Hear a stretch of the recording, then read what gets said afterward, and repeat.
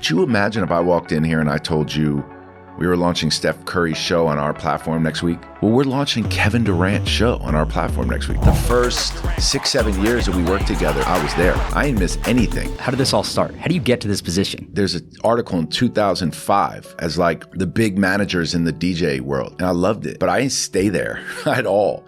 Then all of a sudden, one of the people that I'm managing, we decided to start a label together. In our studio was Amy Winehouse and J. Cole and Mark and Wale and all these people coming in our studio. So when I met Kevin, okay, here I am now managing one of the greatest players in the world.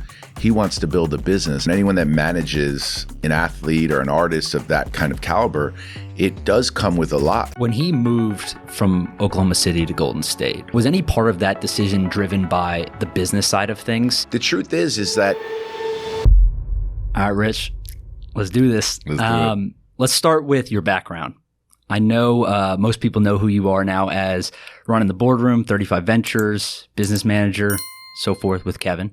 How did this all start? How do you get to this position? I feel like I hear people all the time, they're like, want to be in this position, but this wasn't always this way. How did this happen?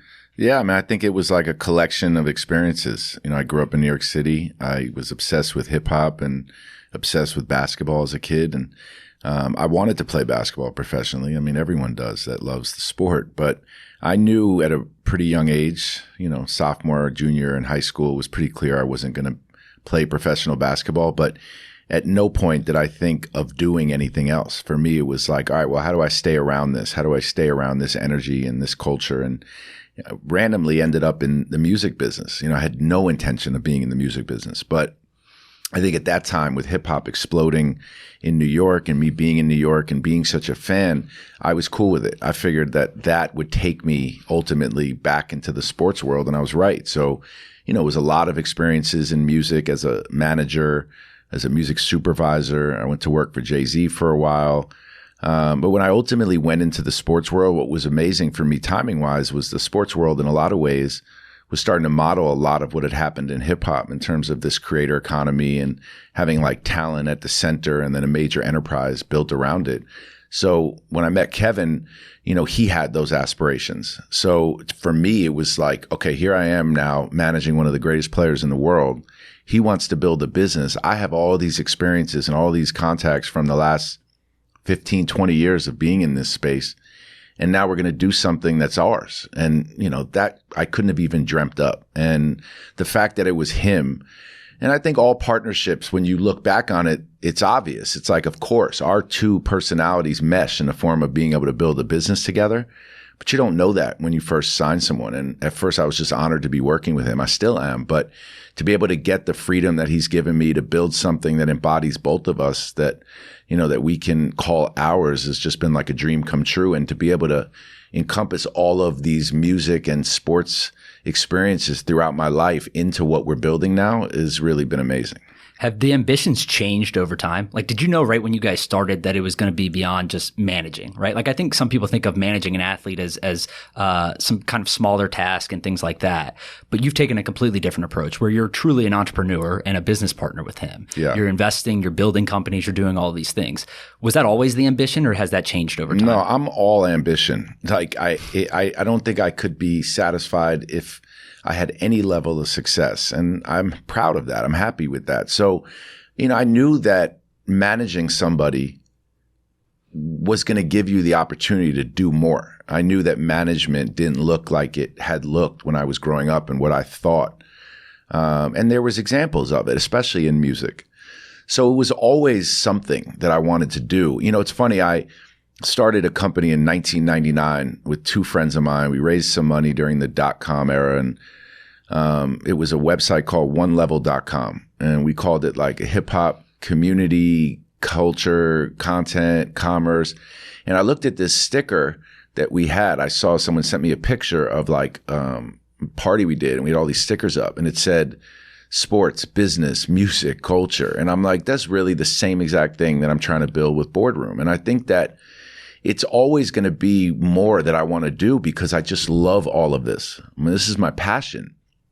It's like my family and this. So for me to be able to have a passion that's also my work, that can also, you know, give me access to the people that I love, the people that I looked up to growing up, even the young people now that are in sports and music. I hold them in the same regard as I did when I was a young kid, because I just, really was in awe of, people that were able to get themselves to this like elite level in something that I loved.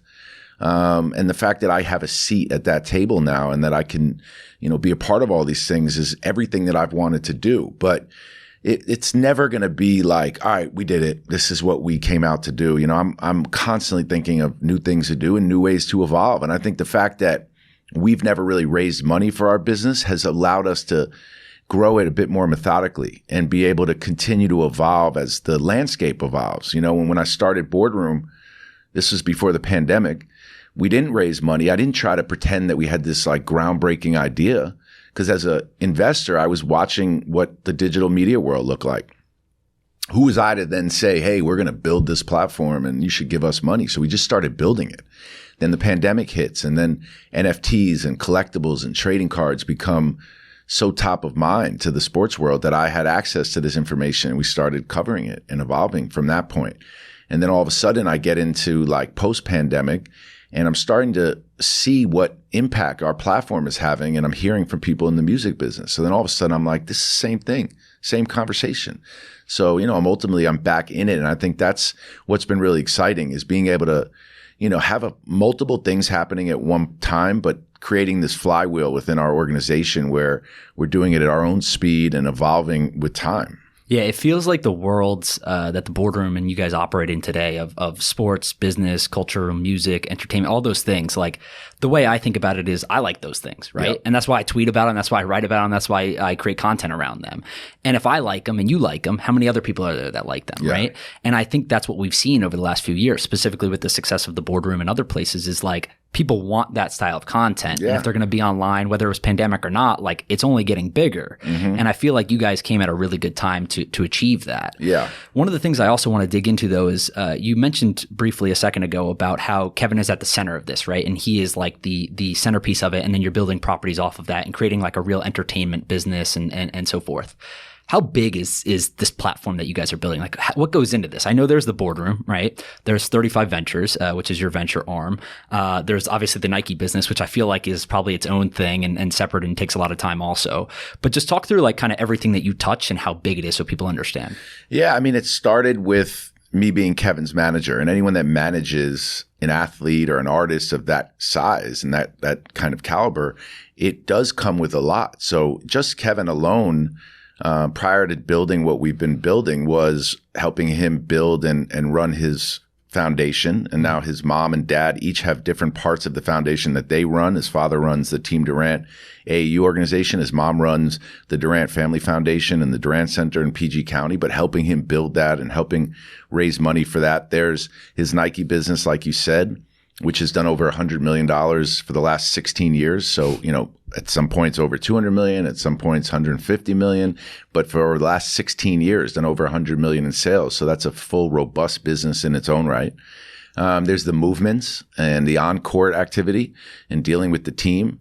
And then there's his brand deals and everything else that goes into play with Kevin. A lot of people do just do that. That's a full-time job. That's a full-time job.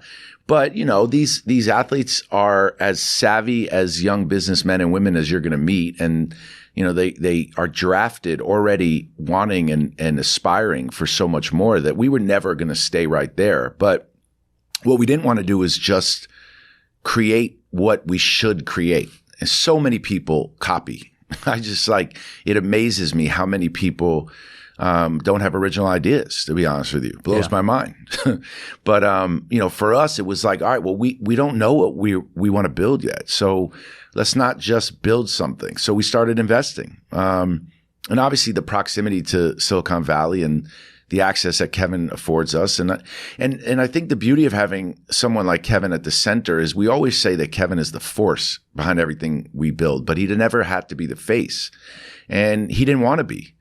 I think if he wanted to be, we could have just had 20 brand deals and the guy would have made an exorbitant amount of money. Yeah. But by investing, it really kind of gave us an understanding of everything that was happening, what innovation looked like, what great founders look like, where we could be strategic to a founder and to a business. So then we all of a sudden saw what our strengths were. And I think from there, we were able to identify what our storytelling vehicle would be. And we always had film and TV shows that we did. I think, that is always this like incredible ROI, right? You may not make as much money as you can make from all these other things, but when you see a show that you helped ideate or helped play a part in creating on a big screen or on a TV streaming service, it's a great feeling and it's a great way to extend your brand. But we needed a vehicle that we could storytell around and a brand that we could create that authentically embodied Kevin and I. And that's how Boardroom came about. But the investing really gave us that insight of who we were in some ways as businessmen and where we could make an impact. And the access and information, this just from being an investor, you learn so much. Yeah. It feels like, one, there's only a select number of athletes in the world that can do this, right? I think that it's becoming more common and maybe that is expanding and there's more and more every year. But the interesting thing I think, and I'm curious your opinion on, is like when I think of some of the other top platforms from production, from movies, from entertainment, from websites, whatever it is, that are run by athletes and entertainers, it feels more like it's being pushed by the athlete, right? And the thing that I think is unique about yours is I feel like it could be standalone and be successful, right? Like it doesn't feel like Kevin has put this massive stamp on it and that's why it's good. Yeah, but I mean, that's also like in some ways, originally we did by default, because I think what the beauty of Kevin is that he doesn't just gratuitously push and promote everything that we do. And I think that's valuable. At times early on, I'd probably be like, come on, man, I need you to keep sharing this thing.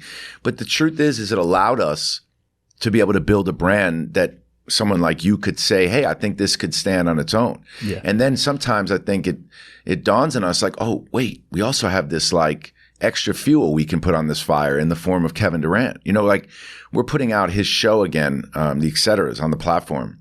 And I was sitting in the room the other day with our whole like video team. And I was like, could you imagine if I walked in here and I told you we were launching Steph Curry's show on our platform next week? Well, we're launching Kevin Durant's show on our platform next week, regardless of the fact if he's my partner. Like we got to get everything in motion now and we got to lock in because we have one of the biggest athletes in the world with a show on our Boardroom network. Okay, wink, wink, he owns it. But at the same time, because he hasn't just pushed it every day the way maybe The Rock would if he was my partner, right? Yep. Or Shaq. Different style. So I think it's benefited us and it's allowed us to really find our voice. Yeah, it adds fuel to the fire, right? Yeah. It's like something that's already going and he pushes. How have you built that trust though, right? Because another thing with the athlete and entertainer space is a lot of the managers, if you look at them, grew up with them, have worked with them for decades, right? Knew them when they were younger, stuff like that. You guys obviously met at a later point in your life. How have you built that trust where Kevin trusts you to run the Boardroom, trusts you to run the foundation, trusts you, or part of the foundation, trusts you to run the Nike business, trusts you to make investments? Like how have you built that over time? Yeah, well, first of all, you'd be surprised. It's not as many there's not 100 LeBron James and Jay-Z. Like, I think what gets lost sometimes is while they may have friends around them that grew up with them, I think the crazy thing is that the friends that grew up with them happen to be incredible businessmen and entrepreneurs. Because it's not just like LeBron went like this and picked some friends. Like, the guys around him are standalone generational businessmen that could operate anywhere with or without LeBron. They were given an opportunity, but if they failed at that opportunity, he would have, he's a generational athlete. And right? It wouldn't be what it was. He'd still be what he was, but this isn't just cause. And the same thing goes for Jay-Z or anyone else that's built an organization like that with close friends around them. It's not just because they're close friends. But for the most part, that doesn't exist because it's that hard to find that. Katie and I met when he was 19, though. You know what I'm saying? We met in 2008. We didn't start working together until 2012 or 13. But I think great partnerships, when you meet them at the time, what you don't know is that you're supposed to be great partners. Yeah. So the fact is, like, we gel and I communicate. And I think that I forced us in some ways to have that kind of relationship because I'm very open. I'm very in tune and in touch with like emotion and what I'm going through or what he could be going through. And I'm like, I'm real. And I think being real with him from the beginning was something he really appreciated. And he's smart. He's super duper smart and has like an incredible instinct and read. And I think that he's probably gone off that most of his life. I know I have. So I think that you kind of take a leap of faith in the beginning because you feel that feeling with somebody that you want to trust them. That's why so many people get burned. Yeah. But I think for us, it was like, all right, well, you keep doing it over and over again. You keep showing up. And I tell a lot of young people that ask me about that part of my relationship and the role I play in his life is it's changed clearly because he's older and our business has grown and I'm in different places at different times. But the first 6-7 years that we worked together, if he was doing an appearance, I was there. If he was going to India for something for the NBA, I was there. I didn't miss anything because you can't earn that trust calling someone on the phone. You can't earn that trust not being at a game in Oklahoma City on a Wednesday in the middle of the winter. You got to fly on some botched plane that was like the one plane that went to OKC and then think that you're going to get the same level of trust. You got to be able to stand in the fire. And I think hopefully he saw that and I did that. And now I don't have to do it to the same extent, but you have to do that to earn that trust. When he moved from Oklahoma City to Golden State, there's a lot of people that will talk about kind of the basketball sense of that. But was any part of that decision driven by the business side of things? Because I imagine being, like you mentioned, in Silicon Valley and being around these companies, these operators, these investors, accelerated things, right? Maybe it would have gotten there anyways, but it certainly accelerated to some degree. Was that part of the conversation to go there, or was it simply, I want to go win championships, this is a good fit for me, et cetera? Yeah. Well, it's always about basketball first for him. And he's got a real clear idea of what he needs from a basketball perspective. And that's like the greatest myth that gets spoken about. An agent, how could he let him do this? Or how could he let him go here or let him go there? I don't have say in where he goes. I support. People thought that, I'm still reading online, people thought that you were getting him to the Knicks. Yeah, exactly. They literally thought that. Yeah. Exactly. But the truth is that I supported the decision to the Bay. I obviously understood Silicon Valley to an extent, but in no way did I think or did he think, all right, let's go there. I'm going to play basketball and win. We're going to set up shop and get access to incredible deal flow and meet all these people. As much as we knew that leaving Oklahoma City and going to the Bay would obviously introduce a whole new world to us, what it was going to be, I didn't know. The truth is that I'm like one of those people that ask questions and really only need to experience something and see something one time and understand it. So it's like the same thing with a mistake. If I make a mistake and someone tells me I did it, I really won't do it again. My wife would probably say different. But I remember in high school, my coach used to say that to me because as soon as they told me one thing, I was like, all right, cool. I didn't know it. I probably didn't study. That's why I don't know any of this stuff. But once you tell me, I'll get it. So the thing was in the Bay, when I got there, I was like, all right, well, like, where are these deals that everyone talks about? One of the first things that happened was Steve Stout asked if I was down to throw a party at Ben Horowitz's house for Kevin's birthday. We did that. Steve said, work the room. I worked the room. I met Ron Conway. Ron Conway takes Kevin and I to dinner at Tosca. Used to be this restaurant in San Francisco. It may still be there, actually. And we went there, and he brings a list of all these deals that he was investing in from the fund at the time, all his angel deals. They're angel investors. I just went through these things, asking questions. Wait, what do you mean? What's Series A?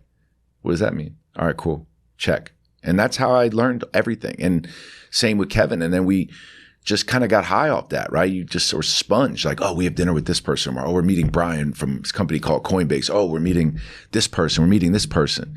And that's where the work comes in. That's where I get frustrated because that's when people that understand or think that access is opportunity. Access is the cheat code. Access is access. You have to work for access, or you can get access by a door opening a bit wider because your business partner is Kevin Durant. I'm not stupid. But at the same time, there's a million athletes that have access that don't do what you guys have done. Yeah. Right? Yeah. And also it's almost like in some ways not thinking that a lot of these founders have any idea or thought bigger than like, oh, here's a big name, let me let him in. They just don't. The ones that do usually aren't going to build successful businesses. How do those conversations usually go? Is it the founders are looking for him to publicly back them? Or is it simply, hey guys, we're writing a check here. We believe in you as an operator. We believe in the company. If any of that additional stuff comes down the road, great, but we're not going to commit to that in the meantime. No, well, what happened is I went to work with Kevin exclusively and start our own business. And Kevin and I were talking and had been talking, and he was like, I'm not really trying to do these brand deals, man. Like, I got Nike. I don't mind doing certain things if it's benefiting the foundation, but I'm not a pitch guy. And at one point in his career, he was.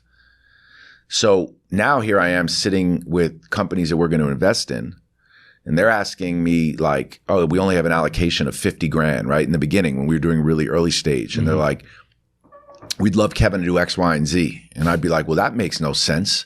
We're going to turn down multiple millions of dollars here. Now we're going to give you money and you want him to work. So for a small piece of equity. Yeah. And I said to everybody from day one, we are not he is not a celebrity investor. I hate you even calling us a strategic investor, to be honest. Every investor should be strategic. We're investors, and there's a different value add from us. And Kevin can do something for you when appropriate, like an investor would, and so will I. And it's going to be coming in different forms and fashions. It's not always going to be like you get to have him on Instagram. Here's a secret, guys. He's not pushing our stuff on Instagram for our business. That's just not who he is. Now find the real value in who we are. And I think we did. We found the companies that valued who we were as a partnership, that understood Kevin's power and how he could have an impact on a company without having to tweet it or post it or wear a jersey of it and walk into the arena holding something. It's just not who he is. Yeah. I would argue, though, that that's a huge advantage, his approach to it, and realizing that, though, right? Because a quick story, a founder the other day told me, I won't say the company's name, but he met with LaMelo Ball, right? And he was getting him to invest in the company. And they sit down, they have dinner, they do all these things. And LaMelo goes, so how much are you going to pay me? Right? And he's like, no, you're going to write a check to us. Right? And that just didn't connect. Right? He's a young player. Obviously, Kevin's older and understands it probably a bit more now. But I feel like people have a hard time figuring that out at first. Like, oh, I can get much more leverage. I can build this business, right? I can get meaningful equity. It'll grow over time rather than just a check in the door. Yeah. And it takes time off his plate too, right? The brand deals and doing commercials and all these other things. So I feel like it's a win-win from that perspective, but it's difficult to get everyone to realize that initially. Yeah. It's also difficult to choose the right companies to invest in and to get great deal flow. I think the equity's thrown around by young talent or young artists or young people in general. I don't even think it's just artists. And sometimes athletes. it's worthless, right? Yeah. And also it's like, like to just say you have equity, it's like, I think sometimes it's like when people buy homes, and they want to tell you, like, everyone loves to tell you when they close on their home. And then I get it. It's an amazing feeling when you buy something for yourself. But when you invest in something and you got equity, like, what does that mean? What does that mean? Unless you have a certain amount of equity. If you have to do a certain amount of work or wait a certain amount of time, was the equity worth it? What's the ROI on that equity? And every business isn't going to succeed. I mean, I look at our fund. I just got an email the other day from one of the companies we invested in that told us they were going out of business. And I was like, oh, wait, I forgot that's part of this, You know what I'm saying? I forgot about that. Yeah. Not that hasn't happened before. I'm just saying that, like, yeah, it's part of it. Well, it's power laws too, right? You're basically investing in a bunch of smaller businesses, hoping that there's a Coinbase, a Postmates, any of these other businesses inside of it. And if you have a big enough portion of the equity, it's, and think about this. Postmates, when it was really popping, when Kevin signed with the Warriors, we had already invested in Postmates. And the founder asked me if we could do a billboard campaign in San Francisco with Kevin. And it was KD delivered. It was fire with the Postmates logo. I remember he was on the bicycle or something, right? Yeah. We said yes to that. That you would have to pay him millions of dollars at that point for that. But that was like that's a strategic investor, right? Like both of us, Kevin, as soon as I brought it up to Kevin, he's like, I'll do that. And that's where, I mean, he's got a great instinct, and he can like see the landscape a bit and understand where it's going to fit before and after, which is why he's able to make decisions for himself as it relates to basketball, where people will be like, yo, you know what they're going to do to you if you do that? You know what they're going to say about you if you do that? And he's like, yeah. But then you realize, like, okay, well, Sometimes, you got to make decisions and time goes on and people forget. And there's a certain level of reading the room that you have to do. And I think like that's the same way he was able to look and go, yeah, Postmates billboard would be fresh. I always joke that you can tell how much an athlete owns of a business or how much upside there is depending on how much they post about it, right? Yeah. And McGregor with his whiskey, other athletes with their businesses or alcohol too. And it's funny because athletes realize that, right? They understand that, hey, if I promote this, I have a platform, all of this stuff. But I have you know what though? Kevin's an anomaly because I would say that he doesn't do that. Yeah. He actually does it for what he thinks the look is, right? In terms of which involves if the company is successful for sure. But I think the billboards were fire. You know what I'm saying? It was like, that's fire. That's a great look. I'm entering into the Valley.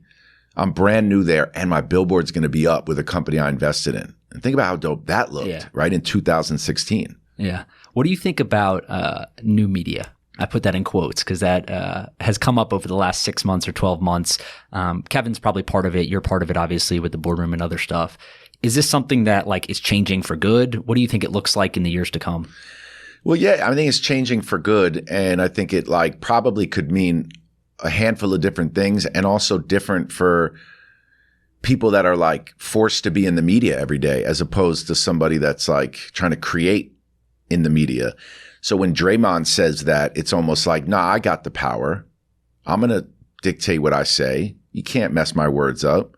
I'm going to say exactly what I want. Can't stop it. To me, that's one version of the new media. The other version of new media is the unique ways that you can build a media business, and how you can launch something and how you can communicate with a community or an audience. That's part of the new media. I think the problem is that people think the new media just means like, fuck you. Yeah, talk shit. Right? Yeah. I don't think that's at all what Draymond's saying. Yeah. New media is what LeBron and Mav did last week, or Mav did when he didn't let the Kanye thing air, right? It's taking control. And I think part of it for athletes too, and Draymond specifically, is realizing that they're the asset here, right? That when a game ends in the NBA Finals, he goes up on stage, he has to do media commitments, right? And he can say a variety of things. He can give short answers, long answers, good answers, bad answers. Or he can give no answers and just kind of go through it and then go say what he wants to say on his own platform that he owns and he has equity in and all these other things, right? Regardless of the setup. But I feel like they're understanding now. New media just means that they own it, they operate it, they understand their power relative to what they did in the past. Yeah. Well, and also the distribution is there now. Yeah, it didn't always exist. No. Yeah, you were giving it away for free for ESPN or whoever it was because they would put the capital behind it to get it to You'd everyone. have to sell it. Think about that, right? You just have to sell it. So like if Draymond wanted to speak as soon as a game ended and he's on this, what's it called? Like the platform after the press conference, he could say whatever he wants, but then there's these repercussions to it, right? The NBA could find you, the team could find you because you're on their media day or you're on their media panel. I think what became clear is like, wait, hold up. I'm going to go home now. I'm going to expand upon what I just said. I'm going to clear the air. You can't run with this. You can't take what I just said and tell me what I said or take my headline and make that the story. I will clear the air now. Yeah. And I think that's all part of it. But I also think there's a part of it. It's just like the media looks different now. Like one of the biggest Hollywood studios is Spring Hill. It's owned by Maverick Carter and LeBron James. Okay, that's new. It's not owned by company, this guy, the people that have historically owned it. The media is new people that are controlling the conversation, controlling the narrative. And it's coming in a different form and fashion. Thankfully. Well, I would argue that they understand what consumers want better than anyone, right? The Maverick and LeBron and you and Kevin and these people, right? Is because traditionally the networks, they were getting told what people might want, right? Trying to drive that direction. You guys know exactly what people want, whether it's around sports, business, investing, whatever it is. So you guys have an innate advantage to go and drive views and audience and all these things. Yeah. Well, we know what the people who we think will watch what we make will want, right? Yeah.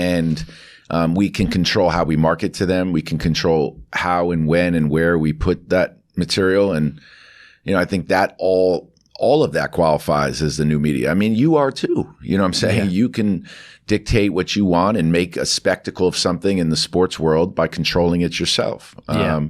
And if you went and auditioned for a role at ESPN, 10 years ago, 15 years ago, you may not have got the job. Yeah. You know, and you wouldn't have had a platform. Yeah. I think most people understand today the most powerful thing you can do is tie things to your name, right? Yeah. And it's the reason we talk about this all the time. When I first started doing a lot of this stuff, people see what's going on, right? They see things are going well and whatnot, and they want you to go do these things for them. And that was like the biggest thing for me initially, was just understanding that it's going to be way more valuable in the long run if you just keep everything and you build it on your own. You obviously have to have the ability, the drive, the ambition, the capital, all of these things, right, to be able to make this happen and build a real business, which isn't easy. But I think that most people understand today that didn't understand it before. Yeah, I mean, well, think about it. Even when I tried to get you to come join at Boardroom, I remember one of the things I would always say is, you still are Joe Pomp. I'm not trying to get Joe Pomp to be Boardroom. It sounds like you're about to pitch again. No, I'm not. I promise you, I'm not going to pitch you. I gave up. Now I just come on your pod whenever you ask. But yeah, I don't think you can walk in the door, talk to someone, and not be cognizant of that and be like, all right, well, you can't do X, Y, and Z. Those words don't work with young people anymore. Those don't work in this climate. You can't say that. And it's not actually, like you will be left behind trying to approach partnering, collaborating, creating, building, by thinking that when you join with somebody that you're just going to consume them. That like, all right, I love what you've built, love who you are. Here's a check, buy you, and now your name is no longer Joe Pomp. Your name's Boardroom. Yeah. It's not going to work anymore. Yeah, I agree with that. Is there anyone that you guys look up to on the business side, like within sports specifically, but even elsewhere? Is there anyone that you guys look at and say, hey, we really like what they're doing? Not necessarily to copy or emulate or whatever, but just you're driven by, right? You say that they're doing a great job. So many people, yeah, for sure. Historically or currently? Both. I mean, historically, like Jimmy Iovine has been a major, major, major motivation and inspiration for me. You know, everyone that I was able to like be around and meet in the music days have built these like enterprises for themselves. Really learned so much from my time in the music business. Obviously, you know, we've talked about LeBron and Mav and Rich and Randy and what they've built, but you know, think about the amount of athletes with successful businesses now. It's incredible. But I think like from a media perspective, I look at a company like Vanity Fair. I think that, you know, that's been a North Star as I start to look at what the potential could be of what I'm building. I think there's elements of what Hypebeast and Complex did that were really incredible over the last 20 years. Man, I'm obviously can't even think right now. Kid Steven Victor in the music business, I think is incredible. I mean, I think people that like carve out their own niche and their own identity and their own thing, right? No matter what size it is I never look at it from the scale and size or how much money. I look at it from like, is it unique? By the way, I had to look at myself like that when we were building Boardroom. I'm like, I got to make sure, because obviously LeBron and them built, and Mav built the blueprint in the beginning, right? I was around Jay-Z. He built the blueprint in the beginning. So you take elements of these things from people, but you got to try really hard not to copy people. I'm telling you, we talked about this earlier and even before we got on air. That's like my kryptonite, because someone can always spend more or raise more. And then somehow that can like overshadow the idea that you didn't really come up with anything. You know, you just created what you saw. And if you're going to create what you saw, at least make it yours. And I see a lot of people, I see a lot of people in sports media right now that are just like insert exact same copy that they see other people do. Yeah. That's frustrating. I'm sure you feel it too. Yeah. Yeah. No, I definitely do. And I think it's honestly something that I even struggled with initially, like personally, right? It was like, I see this as super successful, or from the outside looking in, it seems super successful. I like the way they do that. That looks good. It seems to be working. Like, why don't I do that? And you realize pretty quickly, at least I did initially, that's not the best way to do it, right? Yeah. People remember creativity. They remember something that's different, that's authentic, that feels like yourself versus something that feels like someone else or they've seen elsewhere. Even if it's better quality, better editing, better whatever, right? Better copy. If it's authentic and it feels different, they respond to that much better than they would else. Well, think about it. So in the last year, we've started covering music on our Instagram. We're putting up real estate listings and these kind of unique videos that you can only find on Instagram, right? Yeah. So in that way, like we're all taking some form of inspiration. Yeah. But when you look back at like, okay, where is it coming from? What's the brand that is now going to put this out again? And is it real to you? or are you just putting it out? You saw it got a lot of likes somewhere else. Maybe if you people just, like yeah, it. or if you think it looks good on someone else's platform, that it should look good on your platform. But what I think new media also represents is like a credibility and a believability. So everything that I want to put out on Boardroom, it's part of my life. I was in the music business, right? I looked at it this way. Here's the thesis. If I'm in the boardroom, this hypothetical boardroom, where people are now wearing sweatpants and sneakers and they're all different shapes and sizes and genders and races. It's not what people thought boardrooms look like. What do I talk about in there? What goes on in that boardroom? It's not just during the meeting. What do you talk about when you walk in and you're catching up with everybody? You might talk about sports scores. You might talk about crazy deal you saw. You might talk about some wild listing you saw, some home that was sold. Drake just bought this. Yeah. Then you have the meeting, and what could be going on in that meeting? You're talking business, tech, sports, might encompass fashion in some regard. Then the meeting's over and you might be talking about what's happening that night, what events. Oh, did you hear? You saw so-and-so did this. And I just try to keep it in that lens. But if you're not really having those conversations and you don't really understand it, you're not really in it, then you shouldn't do it. And that's part of what new media is to me right now. If we had a list of the most entertaining athletes on Twitter, where's Kevin? Is he one? Is he one? Yeah. Where did that come from? It's the funniest thing I've ever seen, by the way, some of the responses in the tweets and how he interacts. It's authentic. You can tell, obviously, right? It's him. But I feel like it's created this personality of him online, which is amazing. Yeah. Well, I mean, I think that like he has this ability to be very practical about certain things. And when he is, then you can start to look at it in a different way. And it doesn't mean everyone will believe it or agree with it. But when someone says to him, like, why do you take this so personally? Why are you so sensitive? Why do you respond to these people? You know, he could flip it and be like, well, look, I'm on these platforms. I have no idea who these people are. They're talking wildly about me. I'm seeing it. And with my fingers right here, I could come back with some funny ass comment right now. Yeah. I'm going to snap back at them. And there's no harm, no foul. Like at that point, it is probably what the platform was made for and built for. Now, I think that where it's gotten dangerous, not for Kevin, but in general, is that that's allowed everybody to have a point of view and everybody to say stuff that they wouldn't say to you in person either, right? Yeah, or just talk on your life, on your business, on, you know, people that have a following that can just speculate or spread a rumor or gossip that because of the power of that platform can dictate reality. So I think, you know, from that standpoint, it has real life ramifications when it's that type of stuff.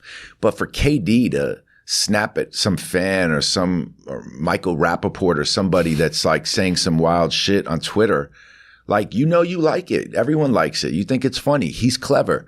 Then you go and you say, oh, I wish he wouldn't be so sensitive. Like, how do you really know he's sensitive? Because, you know, whether some of these things affect him or not, we're all humans. Certain things affect people. And he's not immune to that. But if he has fun with this platform that is at his disposal, that he's on, and he sees somebody and he reads his mentions and somebody says X, Y, and Z about him. If he has fun with it and you know you have fun reading it, I find like it's just part of this era right now. And I think it's going to be really representative of this era. Yeah, I totally agree. I want to talk about 35 Ventures. You guys, I believe the numbers, the first fund was 30 million invested, 200 million on paper valuation now, give or take. Opening a second fund, I believe. No second fund? No. Well, we never operated as a fund. We called it a fund. We invested from the balance sheet of the business. We never got outside capital. You know, so never raised money. Never raised money for anything we've done. Gotcha. We are going to, but we've never raised money for anything we've done. That's what I was going to ask, because it seems like, given the track record, now you have this flywheel, right? Where you have the entertainment side, you have the media side, you have the investing side, you have everything now where you can kind of dictate things. You could probably raise a lot of money, right? Not only from institutional partners, but other athletes, other individuals. Why haven't you done that, I guess? And it sounds like you might. Well, no. I mean, I think also it's got to be priority and timing. I mean, hopefully I could always raise outside money to be a venture capitalist or an investor if I wanted. But, you know, I have respect for people that have certain jobs, certain skill sets. And I had great access to deals in 2016 from being in the Bay, and I took advantage of it. And then we built something that allowed us to invest over a 5-6 year period. Then we moved to New York, and I got like doubly excited about our media platform, which, by the way, historically one would say, oh, you're in New York, media capital of the world. Well, whether that benefited us or not, it somehow allowed us to focus and hone in more on our media platform. As that started to happen, we started to see different deals, and we started to see deals in the sports space. And I think anybody in this world would say that one of their bucket list things would be to own a sports team. Well, in the last 3 or 4 years, new versions of what owning a sports team or a league became available. And as that happened, I started to see a different type of deal flow. You got to put the work in. I'm not there anymore in the Bay. So I have relationships, but I'm not necessarily on the ground trying to create more and more deal flow. So now here I am in New York in our offices. We have a staff growing every month because of our media platform. How many employees is the whole business now? Like 40 something. It's a lot of employees. Yeah. Most of them for Boardroom. Yeah. And when we started seeing some of these investments in sports, we started to see like, wow, this is actually something we would love to own. You have to think about investing as you're owning this thing. You want to own it because you're investing any equity in something. You want to own it. So we had some success in venture. We weren't seeing the same type of deals. We still have great deal flow, but we weren't on the street in the valley anymore. Now I'm seeing sports opportunities, things that I understand even more, and things that I say, well, you know what? If we could invest in MLS and we can tap into what an MLS community looks like and fan base looks like, not only is this a sound investment because we were able to get in a good valuation, but look at this incredible access that we get for our platform. Now I can have unique offerings from our team and from this league that only Boardroom can get. And then we go ahead and we do the same thing in women's soccer, NWSL. I'm obviously bullish on women's soccer and the league, regardless of the report, which was awful. But now the league has to focus on having the right owners in place and building this the right way. But women's soccer can sell out a stadium in America of 80,000 people, and our best players in the world are here. So all of a sudden that became another unique offering to my media platform. Paul Rabel, PLL. Well, I could invest in another tech company, or I could invest in building this lacrosse league with a rock star founder, and his brother's a rock star founder. And now all of a sudden I have that unique offering for my platform. So it was clear that as we closed the first fund and the business is all kind of rolled up in one now, that we can invest in sports and keep seeing that as a great asset class that we can keep long term, but also what incredible muscle that is to help build Boardroom and our media platform. Yeah. How do you deal with misinformation, we'll call it, right? Like about your business, about investments, about whatever it is, right? Because I'm guilty of this to some degree, right? Certainly, and with the amount of creators that are online now, especially younger creators, I feel, right, that are putting content out there. A lot of this is just Google, right? Like they're just like, hey, look, I saw Rich and Kevin invest in this company. This is how much it's worth now. Here's their investment, right? They don't think about dilution. They don't think about any of these things, right? Do you guys think about that often? Is it's kind of just like there's so much of it because of his status that you can't do anything about it? Well, the misinformation about him as it relates to like him playing or some of the shit that came out this summer, that's frustrating. The misinformation as it relates to our business is different because, when they did an article in the New York Post or something about Kevin and my business or something, they said that like we had made $1 billion on something. And I was like, no, but everyone knows KD and I did just to make $1 billion in this thing. Right? On like one deal? Yeah. Or our fund or something like that. Right. So, that kind of thing is it's sloppy. Yeah. Not sloppy on the New York Post. It's just like they must have Googled it, like you said, or sought out information and someone else confirmed it. And that happens a lot, unfortunately, because of the amount of information that's out there. But what I've realized is unless something is said over and over and over and over again, people don't tend to really believe it. And there's such an opportunity the next minute, the next day to reframe the conversation, to rechange the narrative. So as soon as I see something that's off, I'm like, all right, well, this isn't being read right. I had someone come meet with me today. It's a friend of mine. And he was like, man, you're doing so many things. I'm like, yeah. He said, what are you most focused on? I said, Boardroom. He goes, the ESPN show? And I was like, God damn. But then I just realized like— How long ago was that? Today. No, how long ago was the show? It was 4 years ago. Yeah. But it made me realize was like, all right, well, that's the work I have to do still. Yeah. I thought about where he lived, thought about where he must consume content, and was like, all right, I got to fix that. Yeah. And, I don't get twisted on it. We're fortunate no one said some wild shit. But, they have numbers off, or if they call me Katie's agent and in some ways minimize what we've built, that's fine because we can fix it. You can fix it the next day. You can change the narrative in 1 minute. Yeah. What did you learn from Jay-Z?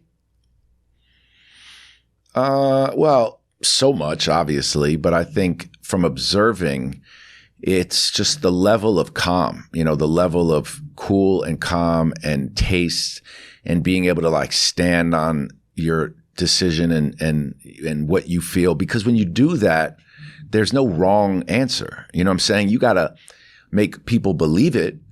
But when you can calm down, when you were watch sports when you were younger, everyone would say that Michael Jordan saw the game in slow motion. I used to be like, I didn't even understand what that means, but it's so obvious, I get it now. But when things are slowed down and you calm down and you take a deep breath, literally and figuratively, and you start to see things in the moment and make your decision clear as day, it's powerful. No, he doesn't act on any emotion. He doesn't. It's basically just very long term. He's a prognosticator. It's like, it's like when you make a decision and you can understand 5 or 6 things that can be affected by the decision, you're in your sweet spot. You know what I'm saying? Yeah. And when you can do that and you use that superpower and you go, all right, well, yeah, you may think this is red, but I'm telling you, this thing is blue. You know what I'm saying? So sorry, it's not red. And then all of a sudden it's like, oh shit, it just turned into, it's blue now. He was right because he had the time to relax, see all the angles and make his decision. And I think it's that. I mean, there's a million things, but just being able to lead by example, by being so cool and calm and making sound decisions and having the ability to make a decision that everyone else may not have made is a tough thing to do as a leader and CEO. Who's better at fantasy football? I am. So for people that don't know, you're in a league together, right? And yeah. There's a bunch of other people in the league. It's been running for how long? 10, 15 years, something like that? 15 years, yeah. It's a long time. Yeah. Have you won the league? Yeah, twice. Oh, wow. Yeah. What is the payout public? He won Have you guys said last it year. No, it's not public. Yeah. Okay. But is it primarily money or is it like a money. task or something? It's money. Yes. All right. I'm just making sure. I don't know. It's money.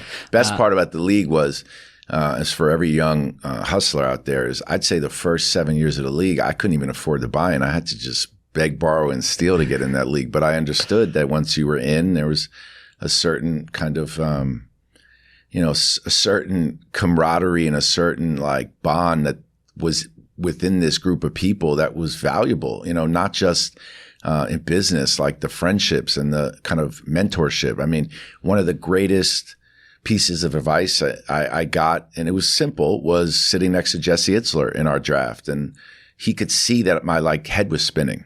And I don't know how he saw it, but he was like, yo, what's going on? And I was like, just spilled it all. And he was like, do this. Yeah. Relax. And I knew it. I mean, some of the people in that league are some of my biggest mentors. Steve Stout, Yeah. Jesse seems like he's got a good perspective on life, given everything I've seen from him. I think the whole league has a good perspective. It should be a nickname for our league. I mean, and that's almost in a lot of ways what I was saying about Jay, right? Is you need great perspective to make decisions like that. Yeah. So when this gets released, I think it'll be announced. You guys are buying a pickleball team. Yeah, we bought a pickleball team. Own and operating this pickleball team. Tell me why. Well, I fell in love with the sport, first of all. Yeah. Number two, I think to be able to have the opportunity to be a part of a league at the same time that the sport is being popularized at such a rapid pace is once in a lifetime. And to be able to be a part of seeing this league evolve and the league figure out how it can be the best version of itself while the whole world is becoming familiar with the sport is a once in a lifetime. And to be able to get in at this point and make impact and be able to have control over our team. And as this evolves, build a brand around our team. And then to have it tie into Boardroom and let Boardroom be a storyteller as this whole team comes to life. I mean, I couldn't have been more excited. And I really wanted KD to love the sport too. It would have felt wrong. So when we went to Austin, Texas, we were out there to see Bama UT. Yeah. Crazy game. ass game. Oh my God. And we went to play pickleball with the commissioner and a handful of other team owners and people in Austin. Austin's like one of the epicenters of the sport now. And he loved it too. And the culture around the sport is unlike anything I've ever seen. Yeah. I feel like whenever I post about it, it's like, which I didn't expect, right? And I think the other thing that's mistaken about some of these investments and deals, and I certainly hear it to some extent, is like, oh, you really think that's going to be the next NBA? It doesn't need to be the NBA, right? It doesn't need to be the NBA to be successful. No, none of them do. That's a really good point because it's kind of the overall thesis on our whole sports asset investing is like, let's invest in these assets and in these teams and these leagues because they're starting to build and realize, okay, why are we trying to copy the NBA, the NFL, MLB? These are 100-year-old institutions, 75-year-old institutions. The world is completely different. There's a whole new way to build your audience and your fan base. Look at what Athletes Unlimited is doing, right? By creating a new format and a new scoring system. The playing field's wide open now. You don't have to mimic it. So, and the UFC really, I think, in a lot of ways, impacted a lot of this thought process. Like they built a business and a brand. I think the UFC is one of the most impressive case studies in sports ever, but certainly over the last couple decades, right? Without question. If you think about it, they bought a business for, I think, $2 million that was losing money. They lost $40 million up to one point over the next 5 years. And now it's close to $10 billion valuation on the business, right? Given whatever Endeavor wants to value it at. But it's a big business now. It's one of the fastest growing sports globally. And I think that what they don't get enough credit for actually is they were actually at the forefront of a lot of the what we'll call like new media, new age advertising, that kind of stuff, right? Like Formula One Drive to Survive. Everyone in the US loves Formula One now because they saw a show on Netflix. Well, guess what? The UFC saved their business by doing The Ultimate Fighter on Spike TV, right? And they were paying athletes to post on social media in 2010, right, on Twitter and these things. So I think it's a great case study because if you can build something like that, it's a home run, right? Yeah, without question. And I think that, the thing people have to be careful of now, though, is I've heard of a bunch of different institutions talk about wanting to build their Drive to Survive. Yeah. That was an amazing show. It benefited F1, but it was an amazing show. And it's tough to make an amazing show. The UFC did their version of what it was in the beginning that helped seed the messaging around that brand.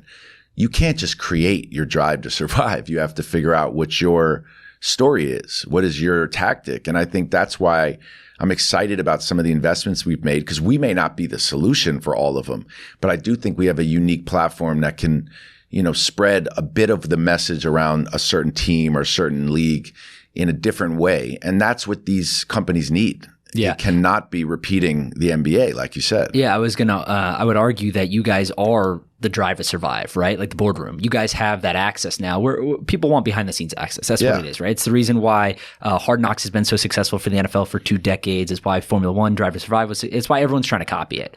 And as investors in these business with this media platform, it's mutually beneficial to both of you to now have exclusive content on your platform that you can offer out to people. Yeah. Right? And it doesn't even have to be exclusive, by the way, because what's exclusive anymore, right? Yeah. In 2 minutes, it's not. Yeah. But it's about how unique it is that you got it and distributed it in the way you did. And that the brand that is putting the content out is a brand that represents something to people. So it's like I look at what you've done and your brand on Twitter is your name. You may not think of your name as a brand, but now anything you post, certain people are going to have a certain comfort level in believing it and reacting to it and engaging in it because they bought into you. Yeah. So you got to look at that with all of your content, which is why I get frustrated when I see certain platforms that mimic because I'm like, but you're not like that. So if you're not really like that, how can you do that?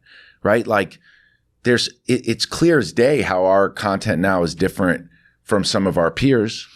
And to me, if you ask anyone that knows Kevin and I, is authentically embodying us, and I think people have to be careful of that because the brand is going to be really powerful in the future, more powerful than ever before. You go to a streaming service and it's just like, oh my God, where do I start?